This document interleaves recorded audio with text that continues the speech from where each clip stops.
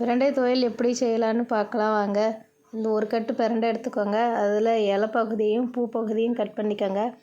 இப்போ கையில் நல்லா எண்ணெய் தேய்ச்சிட்டு பிரண்டையோட 4 பக்கத்தையும் வெட்டிக்கோங்க, கணு பக்கத்தையும் வெட்டிக்கோங்க.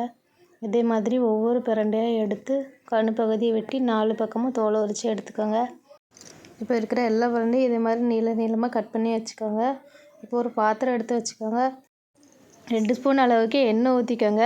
கழுவி கட் பண்ணி வச்சுருக்கிற பிரண்டையை போட்டுக்கோங்க. இப்போ பிரண்டை நல்லா வேகட்டும். இதுக்கு உப்பு இப்போ போட வேண்டாம். நல்ல கலர் மாதிரி வரணும். இதோட நல்லா ப்ரௌன் கலரில் வரணும்.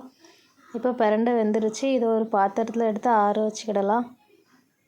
இப்போ அதே பாத்திரத்தில் 2 ஸ்பூன் எண்ணெய் ஊற்றி 2 ஸ்பூன் உளுந்தம்பருப்பு போட்டுக்கோங்க. அது நல்லா வதங்கட்டும். 2 ஸ்பூன் அளவு கடலைப்பருப்பு போட்டுக்கோங்க. அதையும் வதக்கிட்டு 4 வெள்ளைப்பூடு போட்டுக்கோங்க. இப்போ வெள்ளைப்பூடு சேர்த்து நல்லா வதக்கிட்டு 3 வரமிளகா எடுத்து போட்டுக்கலாம். உங்களுக்கு காரத்துக்கு ஏற்ப வரமிளகா போட்டுக்கோங்க. இப்போ 3 ஸ்பூன் அளவுக்கு மல்லி போட்டுக்கிடலாம். மல்லி போட்டு நல்லா வதக்கிக்கோங்க. இப்போ 1/2 ஸ்பூன் அளவுக்கு சீரகம் போட்டுக்கோங்க. 2 கையளவு கருவேப்பிலை போட்டுக்கோங்க. கொஞ்சமாக புளி போட்டுக்கோங்க.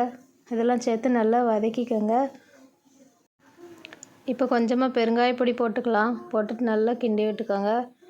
இப்போ அதுக்கு தேவையான அளவு உப்பு போட்டுக்கலாம். உப்பு போட்டு கிண்டிட்டு நல்லா வதங்கின பிறகு அடுப்பை ஆஃப் பண்ணிக்கலாம். இப்போ ஒரு பாத்திரத்தில் மாற்றி ஆற வச்சுக்கிடலாம். இப்போ ஒரு மிக்ஸி ஜார் எடுத்துக்கோங்க. அதில் இப்போ வறுத்து வச்சுருக்க எல்லாத்தையும் உள்ளே தள்ளிக்கோங்க.